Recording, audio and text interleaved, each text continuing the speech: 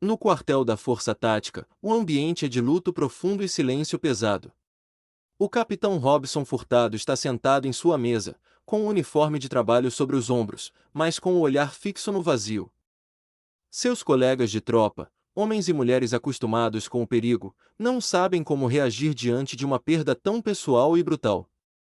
Sargento Mendes, o mais antigo da guarnição, aproxima-se e coloca a mão no ombro de Robson, sem dizer nada por alguns instantes. Soldado Oliveira serve um copo de água e o deixa ao lado de Robson, tentando manter a compostura, embora seus olhos estejam marejados. O clima é de solidariedade silenciosa. Os policiais sabem que o ataque à festa junina não foi apenas um crime contra civis, mas um golpe direto contra um dos seus líderes.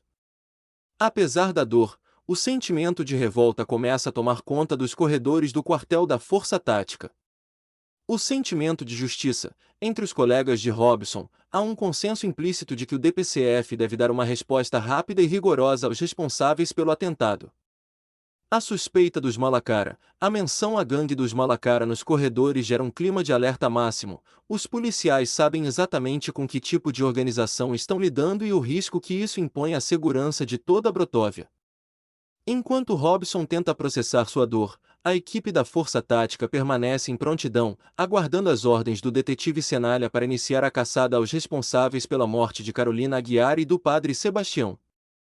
O clima no quartel da Força Tática, que já era de uma dor silenciosa, é subitamente rompido por uma cena de desespero.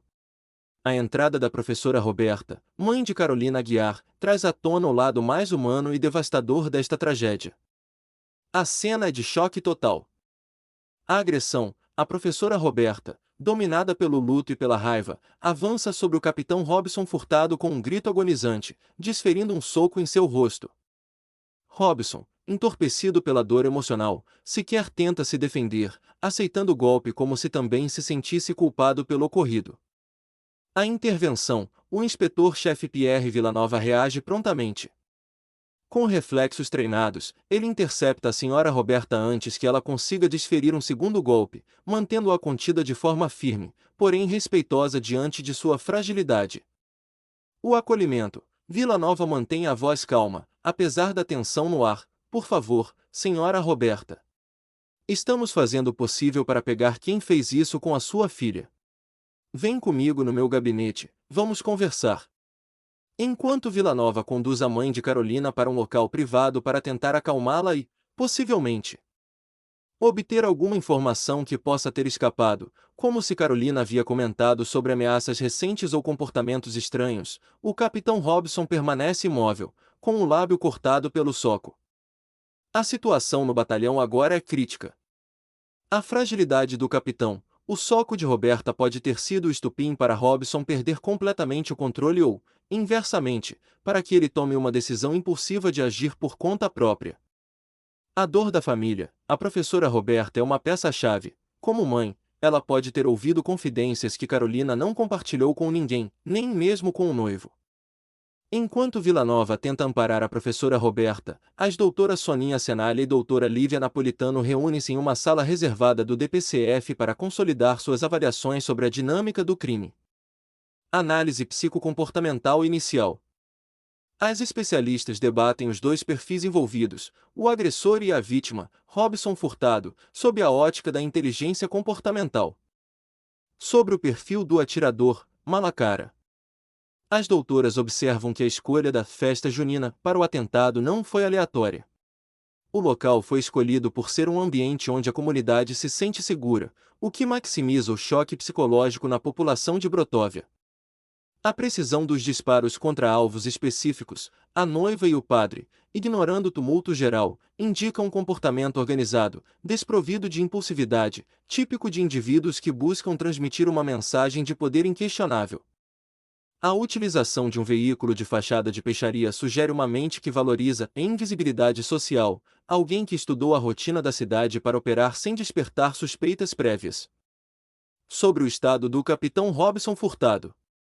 As doutoras identificam que o capitão está sofrendo de um colapso agudo de estresse pós-traumático. O fato de ele ter sido poupado pelo atirador pode ser uma tática deliberada para deixá-lo como um sobrevivente que carrega a culpa, o que enfraquece sua capacidade de liderança operacional. O soco desferido pela professora Roberta confirma que a imagem de herói ou protetor de Robson está em ruínas perante a sociedade, o que pode levá-lo a comportamentos autodestrutivos ou ações impetuosas em busca de redenção pessoal. Conclusão das especialistas. O atentado foi uma assinatura de desestabilização, conclui doutora Soninha. Eles não querem apenas eliminar alvos, eles querem que o capitão Robson e o DPCF sintam que falharam na sua missão principal, proteger o povo de Brotóvia. Bronson, Cenália, o furgão foi encontrado embaixo da Ponte do Limite, divisa de Brotóvia com Porto Alegre. Cenália, vamos para lá, agentes. Robson, eu quero ir junto. Cenália, não, deixe que nós fazemos isso. A equipe do DPCF entra em alerta máximo.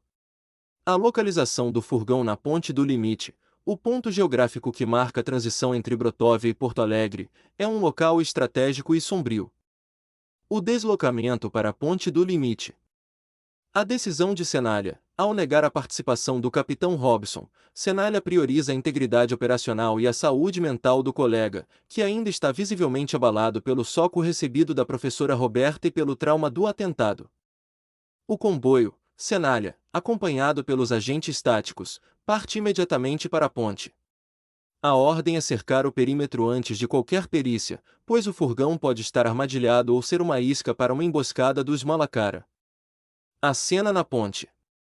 Ao chegarem na Ponte do Limite, a equipe encontra o furgão da Peixaria do Litoral abandonado, com as portas abertas, indícios de uma saída apressada. Há evidência no veículo. Dentro do furgão, além do forte odor de peixe usado como camuflagem, Cenária encontra mapas de Brotóvia marcados com rotas de fuga específicas e locais de alta circulação de pedestres, confirmando o planejamento minucioso do atentado. O alerta de Wagner Trindade, o perito em balística, que acompanha o grupo, adverte que, embora o veículo pareça limpo, pode haver rastros de DNA de outros membros da gangue ou vestígios de munição extra escondidos em fundos falsos. Situação atual. O furgão foi localizado, mas os perpetradores do crime não estão no local. Eles abandonaram o veículo, o que sugere que eles mudaram de transporte ou se esconderam na mata ciliar ao redor da ponte. Minutos depois, Cenália e os homens foram surpreendidos por 4 homens armados. E o tiroteio começou. Cenália, homens, protejam-se. Um dos homens estava mirando na cabeça de Cenália, que disse: Larga a arma, polícia de Brotóvia. Larga a arma. O indivíduo não respondeu e quando ele ia dar o tiro, Cenália acertou na barriga dele, que caiu no chão. E os outros 3 conseguiram fugir num Corolla prata que estava esperando pela freeway.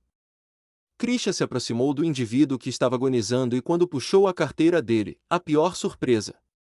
A carteira, Rodrigo Nunes, polícia de Brotóvia. Krisha, Cenália, ele é policial. Cenália, o quê? Não, não, chama os paramédicos, rápido, não pode estar acontecendo isso, não, não. O cenário na Ponte do Limite tornou-se um pesadelo absoluto. A descoberta de que um dos agressores faz parte das forças de segurança locais não apenas complica a investigação, mas expõe uma infiltração profunda e perigosa dentro do departamento. O caos na Ponte do Limite. O confronto. O tiroteio foi breve, mas violento. Cenália agiu com reflexo cirúrgico ao alvejar o atirador. A fuga. Os outros 3 criminosos conseguiram escapar em um Toyota Corolla prata, utilizando a freeway como rota de dispersão. A identidade. O suspeito baleado por Cenália é Rodrigo Nunes, um policial de Brotóvia. A reação de Cenália. A confusão de Cenália é visível. A traição vinda de dentro de suas próprias fileiras é o pior cenário possível para a integridade do DPCF. Cenália, em choque, pressionando o rádio todas as unidades. Aqui é Cenália. Código 1033, oficial ferido. Repito, precisamos de paramédicos com urgência máxima na Ponte do Limite.